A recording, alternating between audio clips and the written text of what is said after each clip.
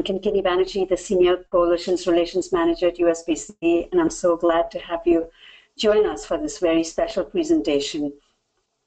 The webinars are hosted by CDC's Division of Nutrition, Physical Activity and Obesity, and by the USBC, and held on the second Tuesdays of even-numbered months from 2 to 3 p.m. Eastern. So this is one webinar in our series of 4 webinars that we do. So the 222, as it's lovingly called, brings together state, territorial, and tribal breastfeeding coalitions. So where we post things about new best practices, news, and also to network and collaborate on issues of national significance. I'm sorry, Kinkini, we can't see your screen. Oh. Can you see it now?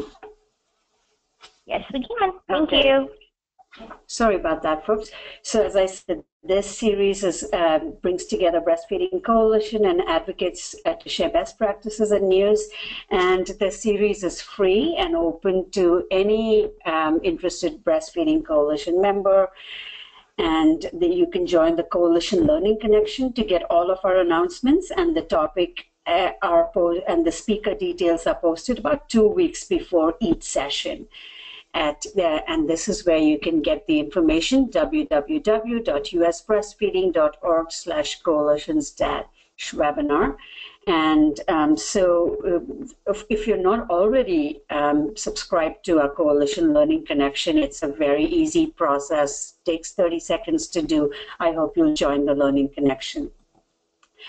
And as you know, this is a series, and you don't have to register for each specific webinar. Once you're registered for the series, it's automatic, and you'll get updates about when the next one is coming up. You'll get reminders with the link to join in.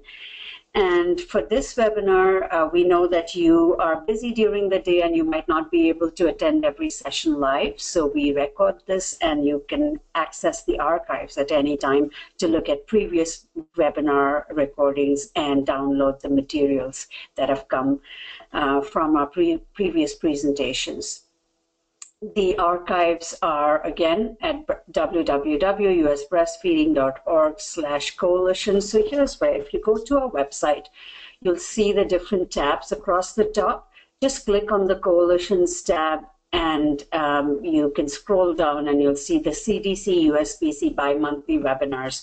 And if you click on that, it'll take you to the page where you can download today's slides as well as our previous session slides. We have a large number of participants in today's webinar, so all attendees are currently in listen-only mode. We do encourage you to ask questions, and ask them at any time during the presentation. So here's how you do it. You need to use the question box on your control panel to type in your questions. So on the right of your screen, you should be able to see your control panel. In case it's minimized, just click on that orange tab with an arrow, and it'll pop back out. So scroll down, and just under the audio tab is the one which says questions. There's a blue tab which says questions. Click on it, and it'll open a text box for you to type your question in. And you can type your questions in at any time during the session as they come up for you. Our session is about 45 minutes long, and we have 15 to 20 minutes for questions at the end, and I will be sure to pass them on to our presenter. If you have any audio or tech issues during today's session, please email coalitions@usbreastfeeding.org, and our staff will be able to help you. And that brings me to today's topic, CHAMPS, a catalyst for change in the South. CHAMPS, or Communities and Hospital Advancing Maternity Care Practices, is a national initiative to assist hospitals towards baby-friendly designation and to improve maternity care practices. This critical initiative is carried out in partnerships with hospitals as well as the communities that surround them.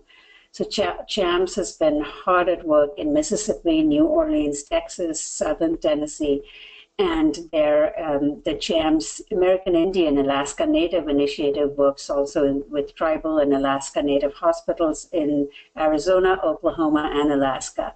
So in today's session, you'll learn about CHAMP's unique approach and how they work with data, community systems, and partnerships to improve compliance with the 10 steps. And more specifically, we will be hearing about the progress being made in the South, especially in Mississippi. CHAMPS will present initial data showing increases in breastfeeding rates and compliance with the 10 steps, as well as decreases in racial equities in the hospitals where CHAMPS is currently working in. And I am delighted to introduce our presenter, Dr. Anne Merwood, who directs the CHAMPS initiative. She's an associate professor of pediatrics at the Boston University School of Medicine, an associate professor of community health sciences at the Boston University School of Public Health, and served as the Baby Friendly Hospital Initiative consultant to the Indian Health Service for 4 years. So you're going to hear a little bit about how all the IHS hospitals went baby friendly, and Anne was the consultant on that project. Dr. Merwood gained her undergraduate and doctorate degrees in Cambridge University, England, and her master's in public health from the Boston University School of Public Health. And you all must know Anne. She's prolific and has published over 50 papers in medical peer-reviewed literature. And I think what's so special about Anne is that she's such an indomitable leader, and she combines her expertise with a very collaborative, warm, and can-do, never-quit spirit that really helps build deep synergies in every initiative she engages in. We are so honored to have Anne with us today. And with that, I'm going to turn it over to Anne. Thank you, Kinkini. So just go through the logistics. Can you see? I can see my screen. Can you see it now? There. Oh, let me put that on. Okay. Yes, okay. We see a screen, Anne. Okay, great. So thank you all very much for coming to this webinar.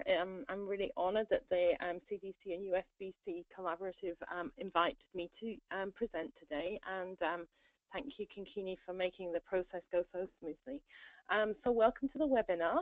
And Kinkini has done a great introduction about what I'm going to speak about, so I won't dwell on it because I have a lot of stuff to get through. We're going to talk about the background to CHAMPS, the importance of the community in CHAMPS, then show you some data and some ideas about why we think in our initial phase here we're having this positive impact. So I am not, you will hopefully be delighted to know, I'm not actually going to go on at great length about the Baby Friendly Hospital Initiative because I do believe that most of the people that join these webinars are fully familiar with that. So I'm not going to take you through the 10 steps, but our CHAMPS initiative is very much based around baby friendly, and so I just wanted to make that clear up front. That was launched in 1991 by the WHO and UNICEF. It supports hospital-based, particularly hospital-based practices that support breastfeeding and reward those with designation, with the baby-friendly hospital designation. And of course, it's based onto the 10 steps to successful breastfeeding. And anyone who isn't familiar with those, you can certainly look those up online. It's very easy to get access. We have a large team that works with me on CHAMPS. I'm just putting them up there. The people on the left of your screen are mostly our BU and BMC employees. And then all the ladies in the middle represent our Native American consultant group.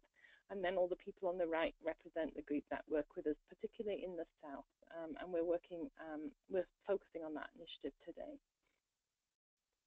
And these are some of the collaborators that we work with, just to give them the credit and thank them all for their great help, because it's a very much a collaborative effort.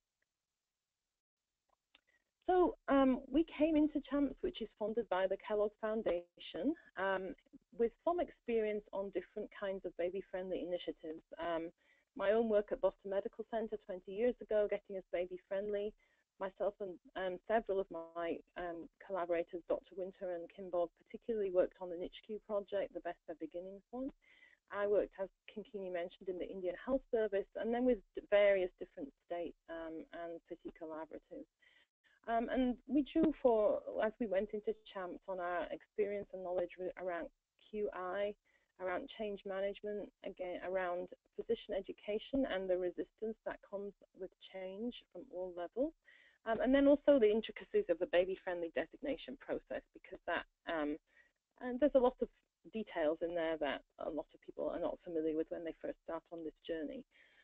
So that was kind of the background that we brought to CHAMPS. And just to highlight a couple of those things, Best at Beginnings, which was NICSHU's project, that project was working with about 100 hospitals across the United States, and about 90% of those hospitals right now have become baby-friendly. And I think the thing that the NICSHU initiative really brought into breastfeeding and to this field is the QI angle.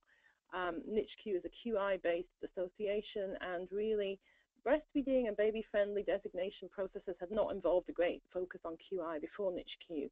And I think that brought that into this field, and it has remained there, and that was probably the biggest impact that NICSHU had on it, besides actually making the hospitals baby-friendly as well. And then my work that I really am proud of is the Indian Health Service work that I helped out with. That's the American Indian Health Service, which provides health services to 2.2 million members of 566 different tribes. And back in 2011, Michelle Obama launched Let's Move, and part of that was Let's Move Indian Country. And as part of that initiative, she told the White House mandated that all the Indian Health Service hospitals should become baby-friendly. We have a lot of people in our CHAMPS team now that have worked in one capacity or another with IHS or tribal hospitals or the tribes.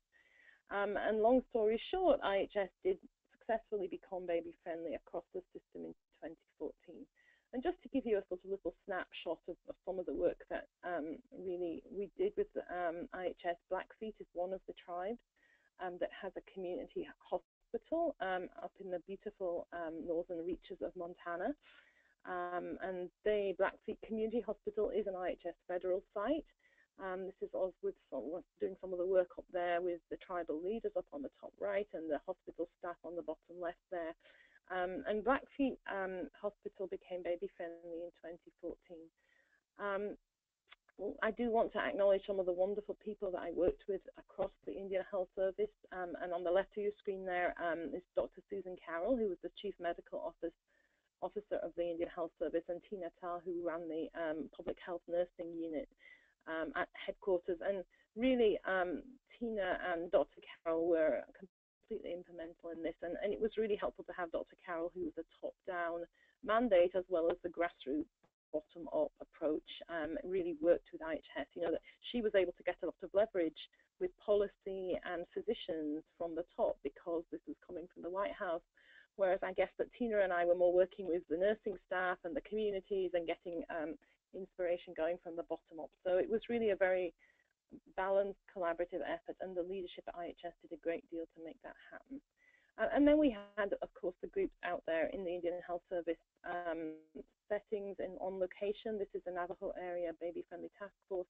There were about 7 hospitals within reach of this task force. Now, when you say within reach of the Indian Health Service, you're still talking hundreds of miles apart, but they consider that to be fairly close. So once a month, this task force got together in person, representing about 7 different hospitals, actually from 3 different tribes.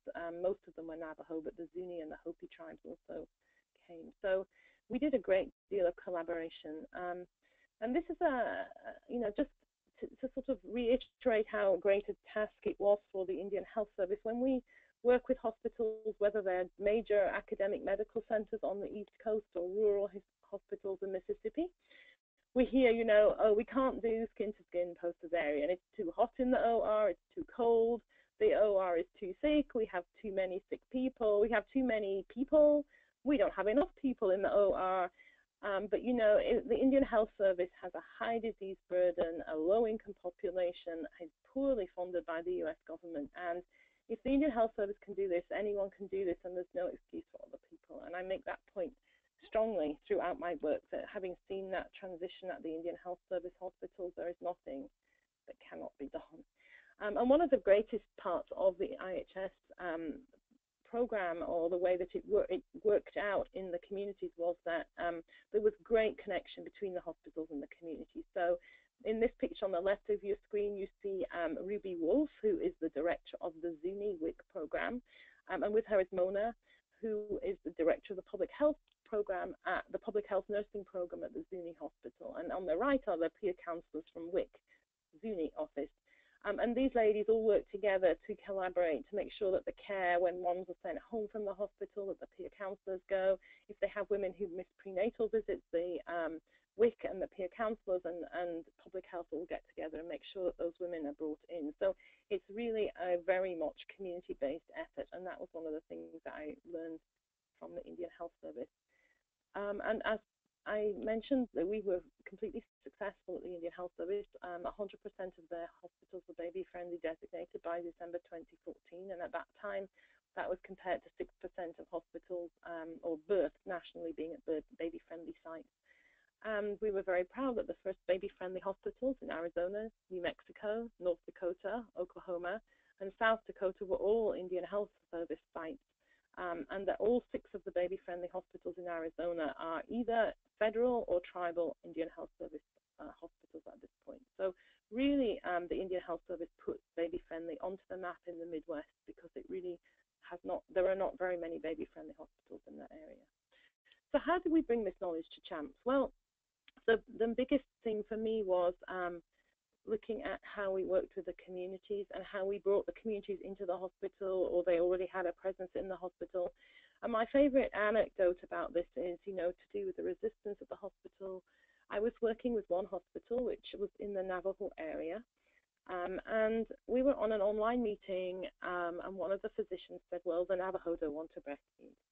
And my screen, my chat, lit up with dozens of messages from my Navajo friends and colleagues who said, yes, we do want to breastfeed. And one of them said, we had the first workplace breastfeeding law in the country here in Navajo.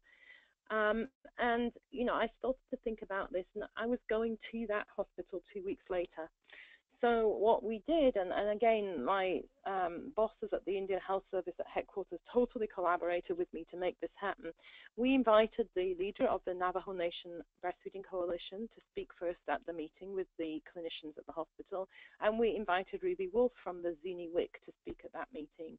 And Amanda Singer came in from Navajo Nation Coalition and talked about how Navajo was the first place to have a baby-friendly, a breastfeeding workplace law. And then Ruby came in and talked about how she'd had her baby at this particular hospital 20 years earlier, and the hospital had told her it was not hygienic to breastfeed. And with that up front in the meeting, those physicians could then not say the Navajo don't want to breastfeed or the Zuni don't want to breastfeed. And I took that strong message away from it and recognized that one of the most powerful things we can do in hospital settings is to bring in the community and have them speak directly with the providers and the clinicians, because it humanizes it and it really demonstrates how, you cannot stand up. And I say this at the meetings that I work with, that we do not say that Black women don't want to breastfeed. That's not on the table. Everyone wants the best for the baby, and we're not going to, that is not a point of contention. So I think I took that away from the Indian Health Service work.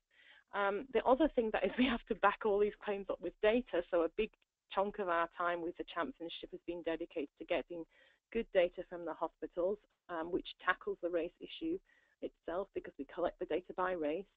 We've also worked hard to rethink some of the education models, and that's come about in a few different ways. But Cami Goldhammer, who's our Native American consultant who spends a lot of time on our project, is working on non-white based methods of education, so that don't come from the established class that has long had the reins of breastfeeding education. And I'm not saying that there's anything that's not good about that in terms of white women working with white women, but from a Native American perspective, for example, it helps to have a Native American perspective from the education. And then another of the things, we work with Kathy Carovas in Mississippi, and her whole method of teaching just blows me out of the water. She doesn't use PowerPoint, she uses all these platforms and things. So we've really rethought and tried to work a lot of the education stuff into that. And we've anticipated that we know there's going to be conflict, and we listen and we learn, but we don't back down. So some of the other things that we've kind of learned as we've gone through the CHAMPS initiative, and that we kind of felt were going to be key points as we started this, but we've really sort of gained knowledge and insight to take these tracks as we've gone along. Geography is a huge thing for us. We have found that Mississippi, because we're working in Mississippi so much, you reach a tipping point where suddenly everybody in the region starts to come on board. And this was the difference for me, for NICHQ. As I say, NICHQ did great work. There was lots of QI, but it was very, very hard to work with the hospitals when we had one in one state and one in another state. There was no connection between them. Yes, we formed our own sort of community as the NICHQ group, but this is much more powerful to me to have a lot of places in one state. And I think it's not just necessarily by state. I think the IHS worked because we have had a lot of the Indian Health Service hospitals. They all felt like part of the same team right from the beginning, and I think that really makes a big difference. We've also sought out some powerful and effective partnerships, and again, being in one location has helped us to do that more powerfully, and I'll talk about those in a minute. We've brought different groups and people together, so we've got a lot of community-based groups and a lot of experts. I'm really proud of the team we have. We represent such an expert base in this field. And then we've engaged systems, insurance companies, state health departments, hospital systems, Medicaid, and CDC. We keep dragging you guys in, and we're thrilled when you come on our site visits and our conferences and things. And then we've been working with WIC as well. So we work in all these different states: Alaska, Arizona, Louisiana, Mississippi, Montana, New Mexico, Oklahoma, Tennessee, and Texas. Our funding, as I mentioned at the beginning, is from Kellogg primarily, although we have had some buy-in from some of the people in Mississippi recently. We got some funding from the Department of Health and from Blue Cross, which was really helpful. But we have two initiatives kind of geographically. One is CHAMPS in the south, and one is American Indian Alaska Native CHAMPS, and we're focusing on the south one today. And this is where our hospitals are. You can see that there's a concentration of them in Mississippi, and then we have another concentration in New Orleans and then in Texas. This was partly fed into my dream that was to take on a geographic region specifically, but it was also created because of the Kellogg Foundation, which has an interest in funding place-based work, and they have funding that is dedicated specifically to Mississippi and to New Orleans. Oh, and there are a couple in southern Texas as well, but in southern Tennessee as well, but those hospitals are serving the Mississippi population, so that's why they're in. So yes, it was a collaborative really around what I wanted to do in terms of putting them all in one place, and then what Kellogg was able to fund, because that is how they work. And our goals for the Kellogg specific South CHAMPS were to decrease racial disparities in breastfeeding and maternal child health care and increase breastfeeding rates. We promised to enroll 25 hospitals in the areas of interest and hoped to help at least 10 of them become baby friendly and to improve practices in all of them. But we always kept in mind what our then program officer, Diana Dinehi, said, which was that we should go to hospitals where people have never heard of baby friendly. And that was kind of in the back of our heads the whole time, or maybe in the front of our minds the whole time. Of course, then we were frightened that no one would actually sign up, because, of course, if you go where they've never heard of baby friendly, you have a lot of work to do. You're not having competing hospitals sort of applying to say, oh, we really want to do this. We had to go to them and said, hey, guys, you really want to do this. And that was not how they felt at the beginning. The community really wanted to do this. We got our strength, our power, our inspiration from the community with a lot of the different groups in Mississippi. We talked to the community, Kim Bogdell's Community Transformers. There was a lot of, pushback from the community against the hospital practices being so outdated, and that really helped us. We did go when we went to the hospitals, and we were trying to persuade people to sign up. We said, you don't have to be baby friendly. That's fine. We don't mind. Just pick 3 of the 10 steps. And one of our things right from the beginning was, well, we thought we would eventually get them all baby friendly. That was always our dream. But we also said, and we said this quite upfront, and this was very clear for us, that nothing that we did would be extraneous to baby friendly. So we wanted them to pick 3 of the 10 steps to meet, even if they weren't going to become baby friendly, because we weren't going to do any hospital-based work that was not relevant to baby friendly. So every training we've done, everything we've done has been directly applicable to baby friendly. There's nothing extra that anyone has to do or that's not related. We partner with the Mississippi Department of Health and Blue Cross Blue Shield Mississippi. And as I say, I feel we offered top-notch training. We had Kathy Carruthers, we have Kathy Carruthers and Kim Bogg. We have Emily Taylor, who did a lot of the hospital data training. And we really have what I consider to be an A-team in terms of the breastfeeding teaching. We established a lot of trust with people. And then we were getting it going. I was like, okay, Kim, where are we going to go first? Where should we go? Which is the most repressed or depressed area of Mississippi? And Kim said the Mississippi Delta. So I said, okay, that's where we'll go first. So Kim did a community training in the Mississippi Delta, getting people from the community who were already breastfeeding experts. And then we did a conference in the Delta, which was completely packed out, absolutely packed. We could barely fit people in the room. We had around about 120 people. And we hadn't necessarily bargained that we'd get so many. We did it in a small town in the middle of the Delta, and it was packed out. And this is our parent panel. And this is what we ended up enrolling. Actually, we went way over our 25, so we enrolled 33 hospitals in the South, and 18 of them were in Mississippi. And you can see the other breakdown there. And the pie chart, you can see that we have an equal proportion of white and black patients that we serve through those hospitals. 30 of those hospitals are now on the Baby Friendly USA 4D pathway. Everyone is planning to be. We just have a couple of Mississippi hospitals that enrolled late and aren't on the pathway yet. And one of our hospitals is designated. This is a thing that I just love to talk about, this chart. This is where we kind of came from. So if you look at this chart on the far left where it says enrollment, and the yellow bar is all of the CHAMPS hospitals, and the darker brown bar is our Mississippi CHAMPS hospitals. You can see that at the point when those hospitals enrolled, 60% of the hospitals in all of our projects were planning to become baby friendly or agreed with us that they would try to become baby friendly, and only 40% of the hospitals in Mississippi that first enrolled in CHAMPS agreed that they would try to become baby friendly. CHAMPS launched officially in August of 2014, but we actually didn't. Our first meeting was in October, and we didn't get into hospitals until then. But at the end of our year one, which was the end of August 2015, you can see that those percentages went up, and we just completed year 2 of CHAMPS, and now 100% of the hospitals in both all of the CHAMPS and in Mississippi plan to become baby friendly. So we're very pleased about that. In case anyone needs a refresher, this is the Baby Friendly USA's 4D pathway, and you can see with the 4 stages: discovery, development, dissemination, and designation. And again, you can look that up online if you need more detail on that. But this is our progress that we've made so far. So you can see on the left-hand side at the end of year 1, most of the hospitals, that's the number of hospitals on the y-axis there. Most of those hospitals were not on the pathway. But you can see now at the end of year 2, the hospitals have hugely shifted. We didn't have any hospitals in dissemination at the end of year 1, and 1 year later, our hospitals have all shifted, and we've got most of them in D2 or D3 and going into D4. So we've made a really big shift within the space of 1 year, actually, of the hospitals being in the project. And we just want to congratulate Christus New Braunfels. That is the first CHAMPS baby-friendly hospital. They were designated a couple of weeks ago.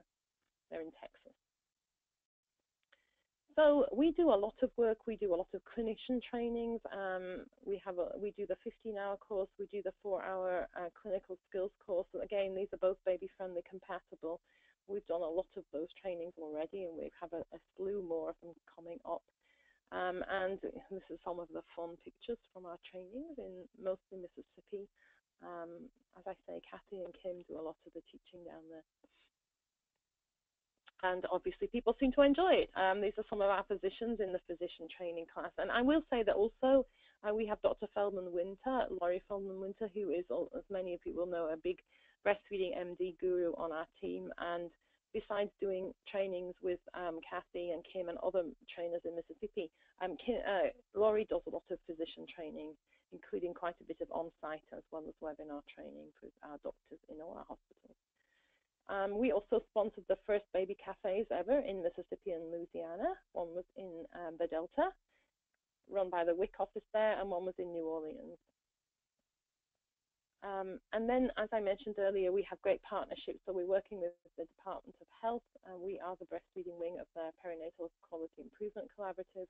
We work with Blue Cross and Blue Shield Mississippi, who have asked that all Mississippi hospitals become baby-friendly in order to meet their Blue distinction criteria, and we've had a lot of help from Blue Cross. And that you recall I was talking about how in the Indian Health Service we had the Chief Medical Officer and the White House putting the pressure on from the top. Well, in Mississippi, the pressure from the top is coming from Blue Cross Blue Shield, and I'm sure they wouldn't like us to describe it as pressure, but it's certainly a sort of something that in our direct experience, once Blue Cross Blue Shield came in, a lot of the hospitals that had not been interested in baby-friendly before suddenly became very baby-friendly. And another partner is the Merit Health System.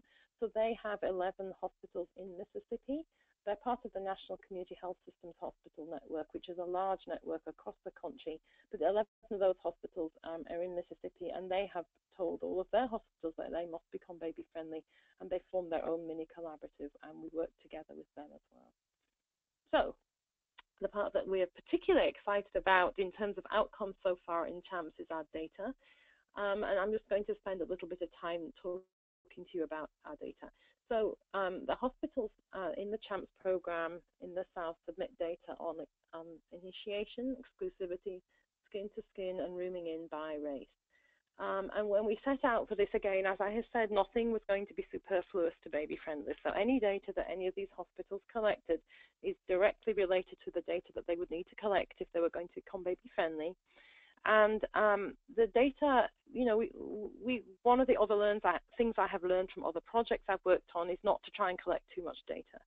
So I was very adamant with my own team and with everyone that we are only going to collect these data. It would be too much to try and collect data on absolutely everything in the baby-friendly list. So this is all we're going to collect the data on. And I can tell you, it's a good job we didn't try to get any other data, because just getting these data has been very, very hard work. Most of the hospitals were not doing any of the practices, let alone recording them or counting them, because they weren't doing them. Not a single hospital in CHAMPS was collecting any of these data by race. And the only data really that the hospitals, some of them were collecting, was the Joint Commission exclusive breastfeeding data. They weren't collecting anything else on these other practices. And one thing that they really learned from the data was surprise at the disparities in race. So to start off with, we talked to them about how they had to define the data. And this, I would say, is, if I had to say one thing about data collection and baby-friendly and breastfeeding and meeting the 10 steps and why you need to do it to become designated and not just to sort of have fun at your own hospital, is that until you start really collecting these data, I can almost guarantee you, I don't think there's a single hospital that's come into this particular initiative who's really understood the definitions of what they're supposed to be doing. So lots of people told us when they did their initial intake that they were doing skin-to-skin care, they were doing rooming in. And you bite your tongue and you say nothing because the information just piles up, and but they're not really doing it. And they don't know they're not really doing it. They're not saying it, to be inaccurate or to cheat. They think they're doing it and they're not. So the definitions have been absolutely key. So, for example, skin-to-skin needs to be 1 hour uninterrupted, and rooming in needs to be all of the routine care in the room. Baby-friendly says 23 to 20 out of 24 hours. We work that through as being all the routine care has to be done in the room. So very many hospitals thought they were doing this, and I have to say that many of them were reporting doing it on their MPINC scores, but when we got down to the nitty-gritty, they were not. I think rooming in is the main example. So, we had to emphasize that everyone had to room in all the time, pretty much. And that 80% pass mark was that when 80% of people were rooming in all of the time. Because what the hospitals were doing, they were saying, well, the baby's spending 50% of the time in the mom's room, so we're doing 50% of us are doing rooming in. We're at 50% for our rooming in tally. And we're like, no, actually, if the baby's only in the room 50% of the time, you are not rooming in. So you're at zero on your rooming in, because you can't have the baby. The point of rooming in is for them to have the baby in the room all the time. And this is a very difficult concept to get across, because people really felt like they were doing rooming in, but because the baby wasn't really rooming in, they weren't doing it at all. So we had to be very, very definitive on this, and also people didn't like the way that we defined it, but that's how we defined it, because that's how baby-friendly defined it. And then once we actually got the definitions nailed, same thing with skin to skin, you know, an hour of uninterrupted skin to skin. A lot of places said they were doing it. When we got down to it, they were doing it for 10 minutes, 15 minutes. They weren't doing it post-cesarean. So we really had to go with that strong definition that they couldn't count skin to skin until they were doing 1 hour uninterrupted. Once we got past the definitions, we went to the charting, and I have to thank Emily Taylor from WISE QI, who was our charting guru and went to many, many of the hospitals in person and worked extremely hard to just put space into the electronic medical record. And of course, not everybody used the EMR, so there was a lot of other places that we had to work with. But we really had to get it into the record and make sure that there was a place for them to document it. And then we required them to chart by race, which was another whole can of worms because people didn't. But we started to get that, and we went with the maxims that if it isn't documented, it didn't happen.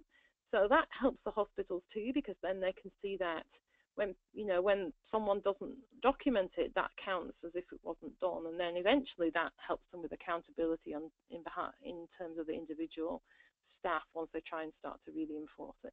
And then we collect it and report it. So the hospitals, this is a less difficult part. We now have a nice little online platform where it's really straightforward. They go in and they submit their data every month. It's still some work to make sure that everyone's actually submitting it, and we go around chasing up. They use either all their births if they're very small, or the Joint Commission sampling standard if they're not so small. And then we check it as it's put in. We note the errors, and then we do have a lot of work getting back to them with queries and corrections. And then we send quarterly graphs to each hospital demonstrating the progress that they've made in each of the areas. So this is a sample graph of rooming in, and this is actually a very typical graph because, as I said, we don't allow them to count it until the babies are rooming in for all practices. So as they work their way through, you know, okay, the physicians are still doing their exams in the nursery, the hearing screen is still being done outside of the room, the babies are still coming back to the nursery at shift change, all those things.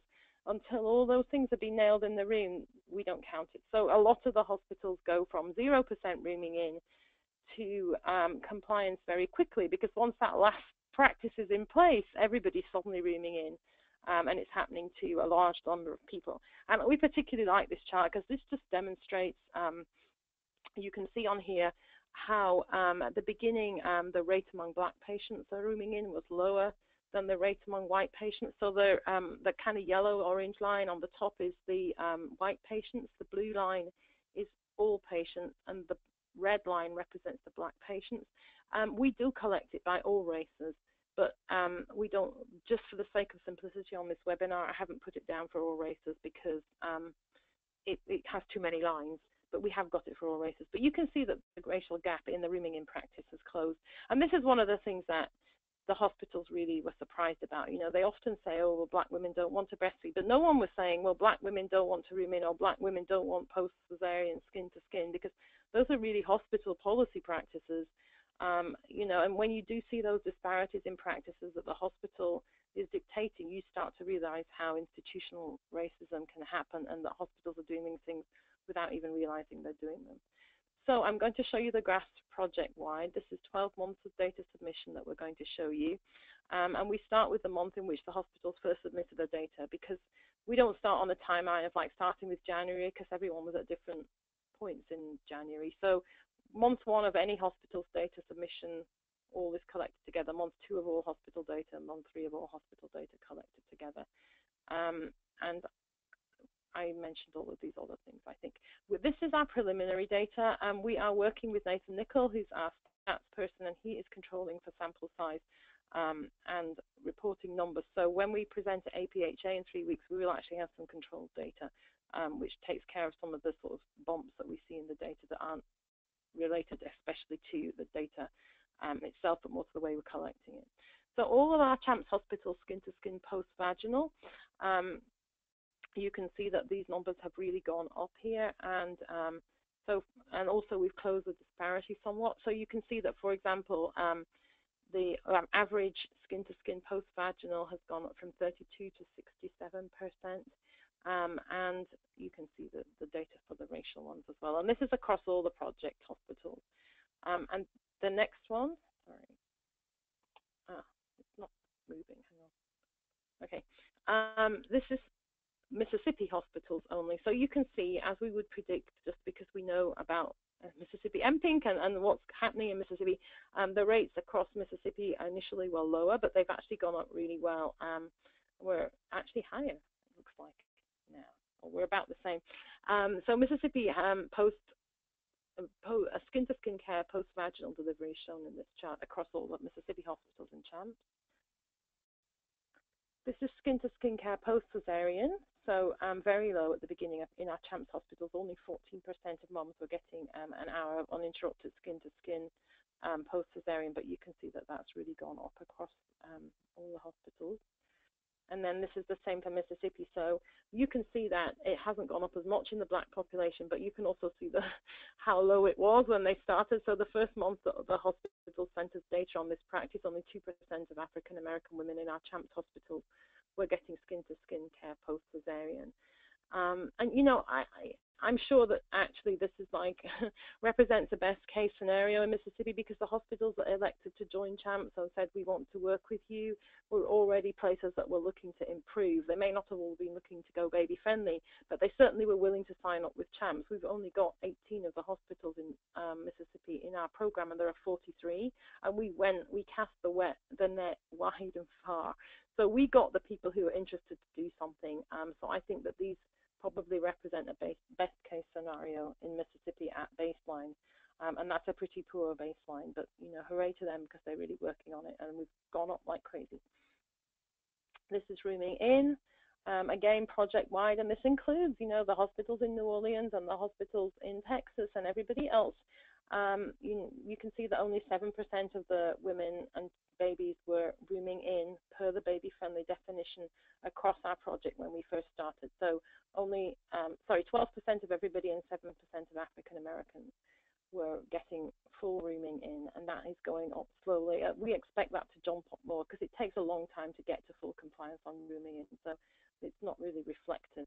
And you can see that nobody in any of our Mississippi hospitals was getting rooming in for even the first 3 months of the project. There was no rooming in. There was, you know, people were getting sporadic rooming in. I'm not saying that all those babies were all in the nursery all of the time, but none of the hospitals were meeting the baby-friendly criteria where the babies and the moms were together 23 out of 24 hours. That was not happening in Mississippi at all for any race.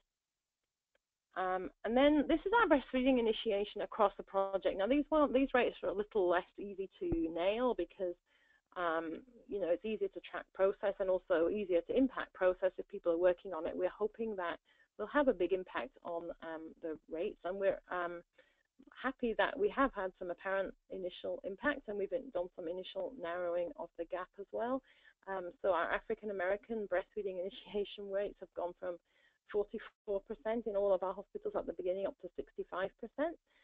The white rate has remained pretty stable, and the average rate has gone up a little bit. And exclusive breastfeeding, which is always the most difficult thing to influence, and perhaps the last thing to influence, we have had some impact on particularly the African American exclusive breastfeeding rate. Looks like it's gone up from 17 to 27%. These are raw data, guys. Nathan is working hard to look at the average percentage increase in each of our racial categories over the time of the project, controlling for all factors. But, you know, everything looks like it's pretty much going the right way. We haven't had any problems with the data, even though it is kind of preliminary data. So we're thrilled about this. What do we think is working? Again, we think the geographic or system-based focus really achieves a lot of momentum and critical mass, which occurs at the community, the institutional, and the infrastructure level. You know, just in pragmatic terms, if as the hospital tells us, moms really want those take-home diaper bags, and if they have a choice and they go somewhere else because the hospital's giving out the formula bag, they can't do that if every hospital in town has stopped giving it out. So it kind of eliminates that competition between the hospitals, between those practices that we know are poor public health practices but might still be tempting women to change hospitals. And then, you know, staff too, if you have small communities, this particularly shows in the Indian Health Service, and I think it's a little bit insular in Mississippi, so it will show up there too, that you have a doctor or a nurse who moves from one hospital within the Indian Health Service to another hospital, or within Mississippi or within Jackson, Mississippi to another hospital, if everyone is doing this care in that geographic region, then you have a lot less problem when you get a new nursing director who doesn't want to do this. But wait a minute, if she'd come from down the street, they were doing that already too. So as you get that, it starts to impact practice, clinical practice, because the staff that move around in the area actually come from places where it's already being done. And then, as I said, we definitely addressed head-on institutional racism and tell the hospitals by sending them those data charts every month what their rates are in the different populations. And I think that that makes them make a real effort to make sure that all the people in the hospital are getting the new practices as they implement them, and not particular groups. So across the state of Mississippi right now, 80% of the hospitals are on the 4D pathway. This is what I'm talking about as CHAMPS being a catalyst. We are certainly not directly responsible for that happening, but as we've enrolled hospitals, as Blue Cross has come on board and required baby-friendly designation to get blue distinction, many other things have happened in the state. I mean, we couldn't get enough hospitals the first few months in Mississippi. Then we got 18, and right now we have 12 waitlisted who want to join CHAMPS, but we don't have the funding to take them on because, you know, we only said we'd take 25 total across the South, and we can't just take them on sort of tomorrow when our funding at this level ends in less than a year. We can't get them baby friendly or sort of launch them on something that we can't finish with them. So they are all joining the baby friendly pathway anyway, but you know, there isn't as much technical assistance for those hospitals that are not in the CHAMPS project, but they're going for it, and that has, you know, created a lot of movement. The first ever CLC course held in Mississippi happened last year. Forest General, which was one of the best beginning hospitals, became baby friendly last year. There's a new Mississippi Milk Bank which has opened and expanding. Again, that's a Kellogg. Much of that is being funded by Kellogg, which is really helpful. There are now monthly online calls across the state with all the breastfeeding partners, which also started since we started. And we have the first ever baby cafe in Mississippi. So I am not taking the credit for this with CHAMPS, but I am saying that getting the momentum going brings all these people out of the woodwork, starts people asking for more training, tells them, lets them say, hey, there's that CLC course, why has that never happened in Mississippi before? We need more training, let's get it going. And it just really has, you know, all these things together have just made a huge geographic momentum in Mississippi. One of the things we're going to be doing shortly in Mississippi is to hold a conference, which we're delighted that many of the people who are on this call, like USBC, Baby Friendly USA, Blue Cross, the CDC are coming to, which is an invitation only one, because it's kind of a summit of leadership to discuss this, but it's to talk about this systems-based care and how we can sort of move momentum at the top level in different states. And we're holding it in Mississippi because we feel like Mississippi is a great example of that happening. So what's our next steps? We want to maintain our funding and momentum, so we are looking to get new funding for when this initiative officially is in its final month, which is July next year. If we are lucky and able to get the funding, we would expand to new areas. We're particularly looking at Kentucky. We have some good connections into Kentucky who are really interested in doing baby friendly there. We consider that what we do is kind of pragmatic QI, and we want to advance that across the different places that we work with. We will continue our work. The AIA and CHAMPS Hospital has about 2 years of funding left, so we're very happy to keep doing that. And we are working towards at CHAMPS really doing a Center for Change, which includes a lot more than just breastfeeding. We're already working on illicit drug use prevention in maternal child health populations, domestic violence and tribal health programming, community health assessments with tribal and Indian Health Service entities right now, mainly in the Montana, Wyoming area. So we want to include that so that we can, because we feel like we've got a great model for change, not just for breastfeeding or baby-friendly change, but change in the hospital in general. So that's what we want to continue. And just to close with just a little bit of inspiration, I think it doesn't look very inspirational, but it's inspirational to me. When we talk about like where we've all come from and how we do this work and how we keep it going and what motivates us, You know, I come from a very working class background in Huddersfield, which is pictured here. It doesn't look that awful anymore, but that's what it looked like in the past. All mills, factories. They've been kind of a little gentrified now. The one on the right kind of looks a bit prettier with its nice canal boat. But basically, my family, my background, my history is with the repressed working class populations of Northern England, which is perhaps why I'm so rough and tough.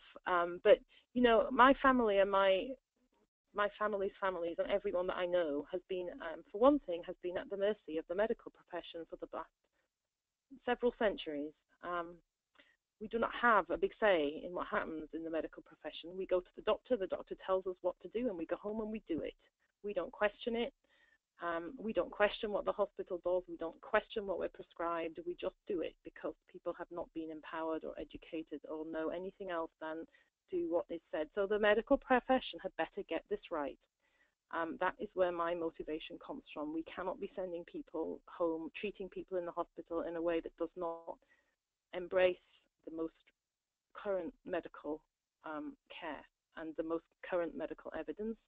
We have the right to treat people like that, whether they're coming from Huddersfield, whether they're coming from the Indian reservation, whether they're coming from Greenville, Mississippi. We better get it right, and that's where my inspiration comes from. And then in terms of the most recent work, this is Browning. I showed you that Crete Hospital at the beginning. Life expectancy for American Indians in this region of the country is 20% less than it is for white Americans that live in Montana. Between 59 and 62 years of age is the life expectancy in this region, depending on where you live exactly. If half the population in this town that we have looked at is using some kind of illicit drug in the pregnant population, and yet their hospital managed to become baby friendly. So if they can do it in Browning, if the Indian Health Service can do it, if we can get this level going in Mississippi, we can do this anywhere in the country, and there is absolutely no excuse. And that's what motivates us all at CHAMPS. We know that and we believe it. So thank you. And at this point, I will open it up to questions, and thank you for listening to the webinar. Thanks, Anne. Oh gosh, what a terrific session here. Thank you so much. And as Anne said, that this is, CHAMPS has been a catalyst. You know, continuity of care for mothers before and after delivery is vital for successful breastfeeding, but just by combining a regional system-based approach with QI methodology and, most importantly, community engagement and getting the levers, you've spurred the kind of concerted action that has been so instrumental in bringing up these metrics that we just saw. So we have a question here about how did you get Blue Cross Blue Shield on board? Oh, yeah, and how so that was great.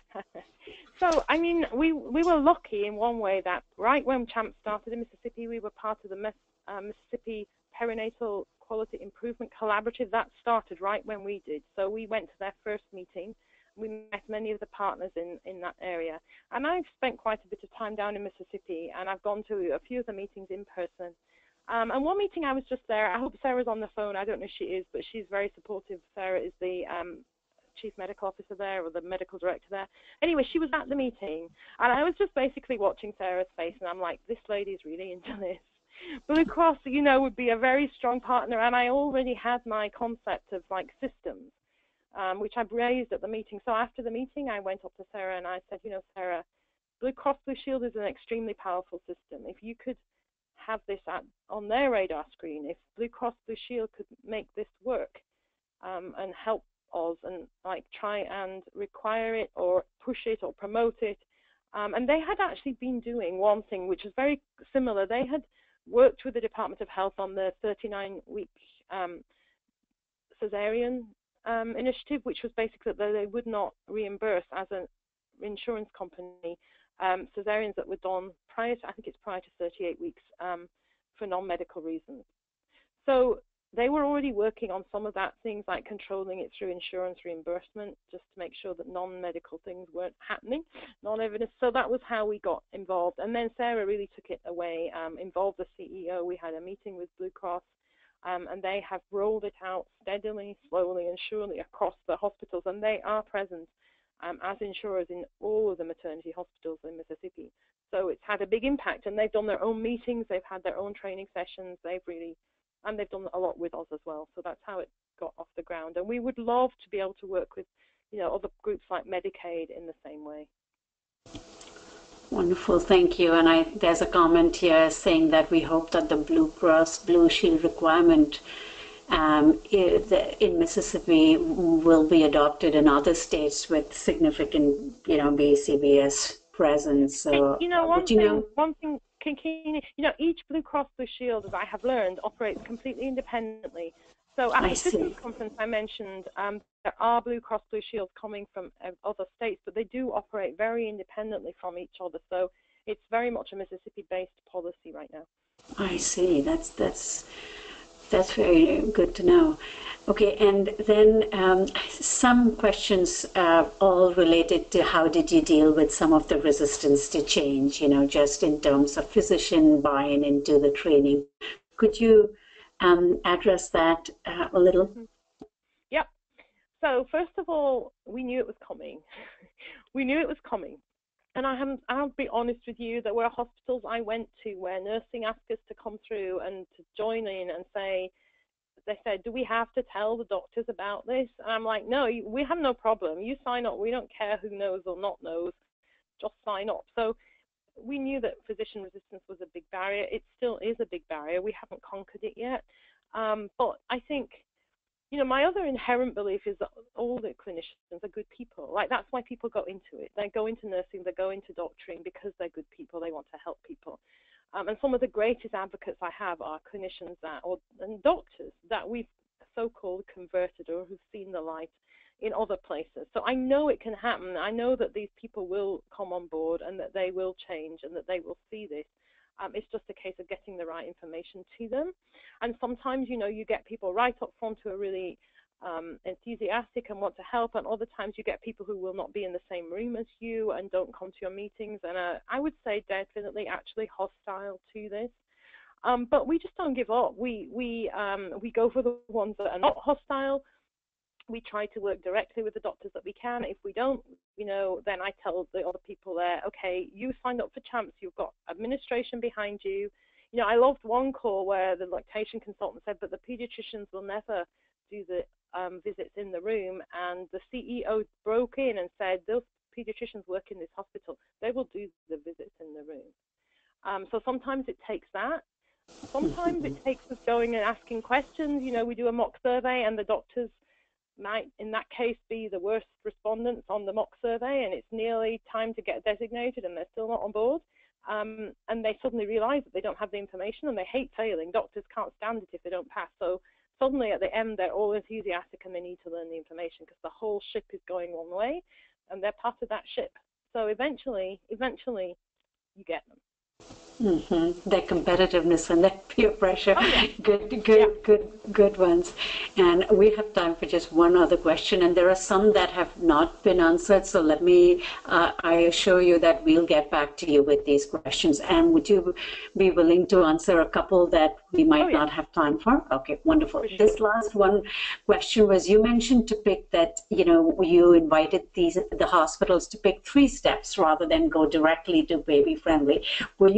Do you have any, will you suggest the first 3 steps that would be best to start with, which hospitals that are not totally on board with getting on the pathway but are, kind of contemplating? We tried to get them to pick the steps. Because we felt like if it was something they really want to do, like training, for example, then, that would come best. So we try not to dictate it. But if I were to suggest it, and often they ask me what we would suggest, I would say skin to skin. I think skin to skin's a game changer. I think,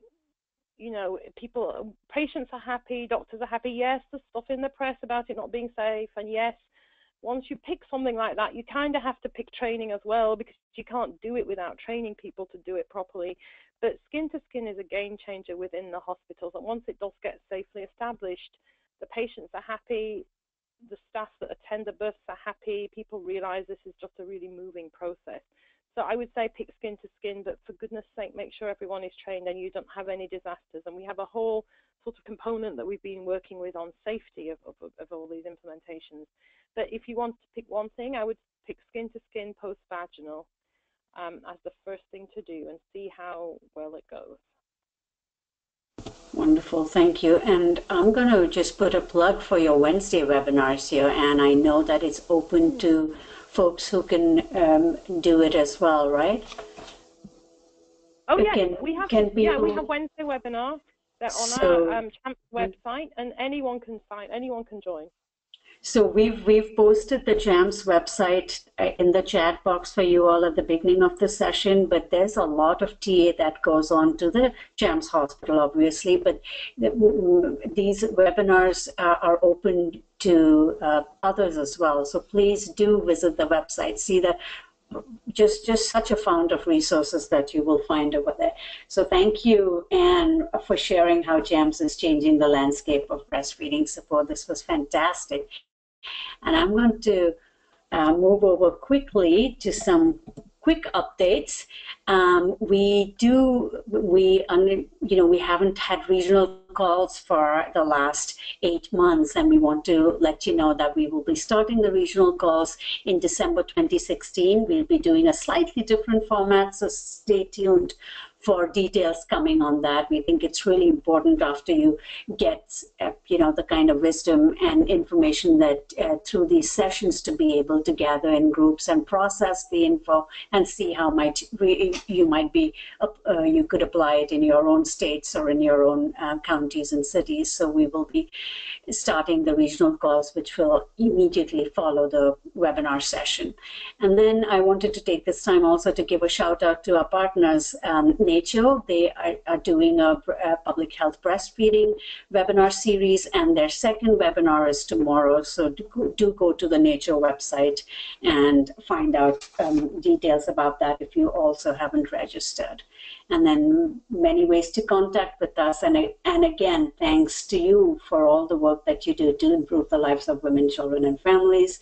We hope very much that the 222 webinars bring you ideas for collaborative action. Please complete the evaluation and let us know how we are doing. And also your suggestions are valued. So we bring you the topics that you suggest to us. So I hope you will go back and do that. You also get a certificate of attendance. So goodbye for now, and I look forward to having you for our next webinar. Thank you all. Thank you all as well. Thank you. Bye-bye. Bye.